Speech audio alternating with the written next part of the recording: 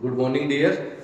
In class 9, today is my first lecture for economics subject, and dear will discuss about in this chapter story of Palanpur, first chapter of economics, second chapter people age resources, third chapter poverty and challenge, chapter 4 food security. So let's start introduction of chapter 1. Story of Palanpur. It like just imaginary village. In this chapter, we'll discuss about different type of resources are located in Palanpur. Some resources are natural, like land. Some resources are human-made resources, like transport, like capital, machinery, agricultural input.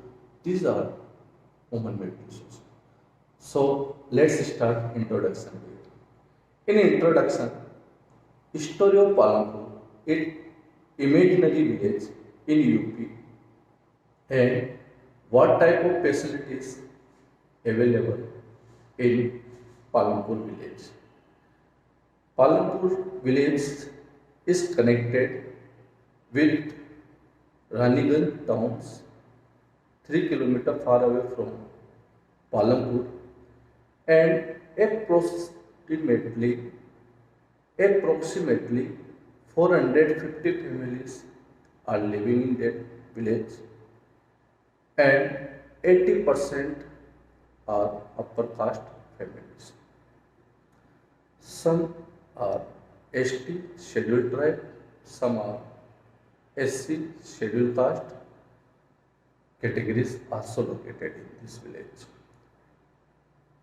Health, primary health facilities available in this village.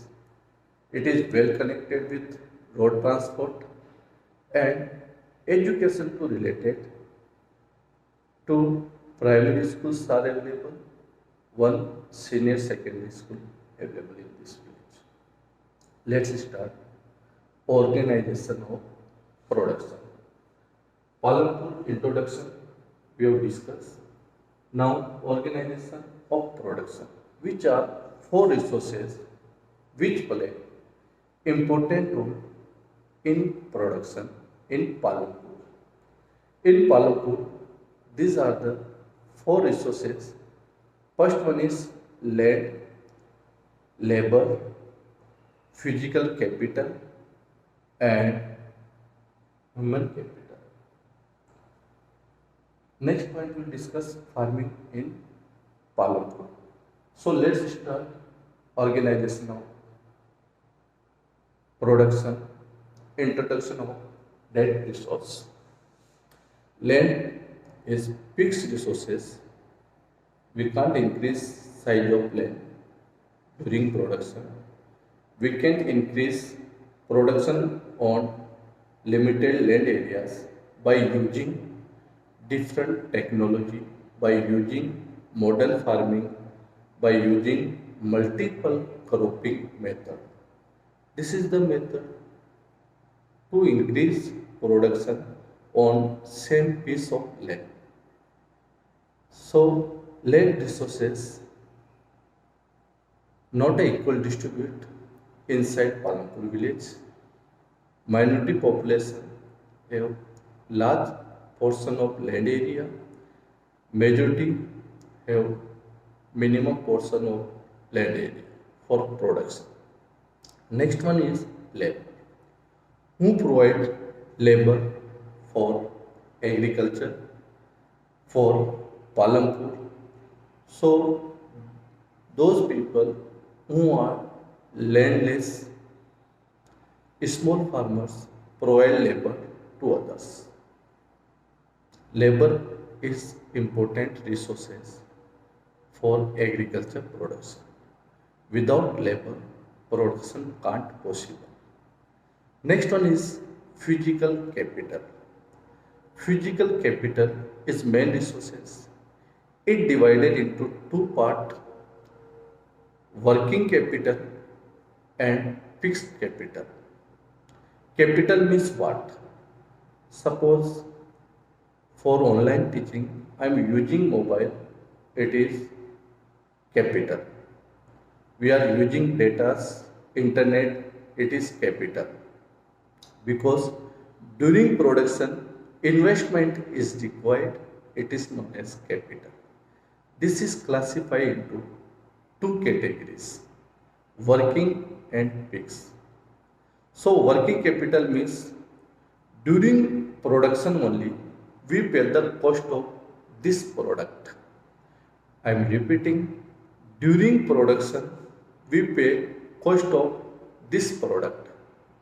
Let's take example like during teaching I am paying the cost of internet package data we consume every day, that is working capital.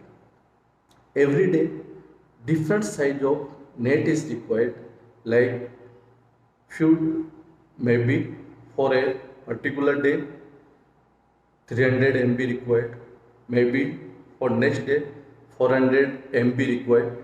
It is the working capital. Data, internet, it is the working capital. Fixed capital, mobile. You are using different devices, laptop, mobile. These are fixed capital. We investment during production at a one time only. Not a every day we pay the cost of this product. That is known as the fixed capital. We pay only one time. And take another one example. Chalk required during teaching only. That is working capital. Every day chalk is required to write the notes. That is working capital. What is the fixed capital? Blackboard is fixed capital. Not a every day new blackboard is required. No. Every day no new blackboard is required. It is fixed. We pay cost of this product at a one time. That is known as the fixed capital here. So in comment box you will give the 5 example of working capital and 5 from fixed capital. Next one, all these resources are available. Like land is available, labor is available, capital is available. Who organize all three resources? That we are human resources. Without our knowledge, production can't possible. When we should be sown the particular crop, on which type of soil we sown which type of crop, when irrigation required, when fertilizers are required, when pesticides are required. How do we know? We know only if we are using pesticide earlier before sowing crop, that's not good. So knowledge and human resources is important resources which play important role in production. Without knowledge, without human risk, without human capital, production can't possible. So fourth number resources is human capital. Farming in Palanpur. What type of farming? Which type of crop they are sowing? What type of method they are using in Palanpur? Yes, farming in Palanpur. To continue, Palanpur land is fixed resources. You know, we can't increase the size of land, but we can increase the production on same piece of land. It is possible through multiple cropping method and modern farming. What is multiple cropping method? Multiple cropping method means grow more than one crop in particular season. Grow the more than one crops in particular season. It is possible through when we improve irrigation facilities. Another way to increase production in Palanpur, Delhi's modern farming method. Modern farming method by using high yielding varieties seeds, by using fertilizers, by improving irrigation facilities, sprinkle, by using insects, by using latest tools, it is possible we can increase production on same piece of land. These are the two methods we'll discuss in this chapter how to we can increase production. Next one is, during 1965, due to the use of irrigation, pesticides, high yielding variety seeds, fertilizers, surplus production is started mostly in Punjab and Haryana state, and that considered is green revolution. We'll discuss in this chapter later on. And last one, what other income sources in Palanpur apart from agriculture?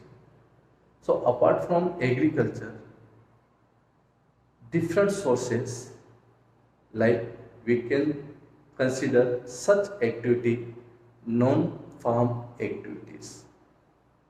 These are small manufacturing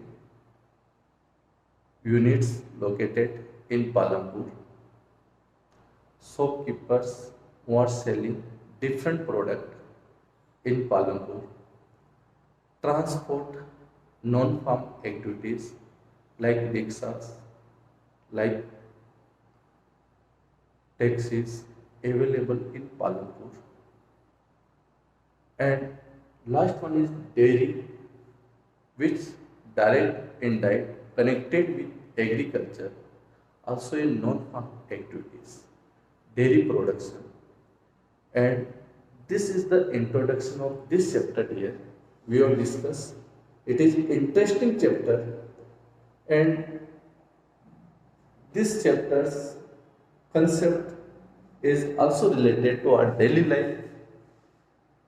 Our most of populations are living in village, and how do they started production? What are different methods they are using for production? What is going on inside village societies? We know through this chapter about it. So tomorrow we will continue with first topic.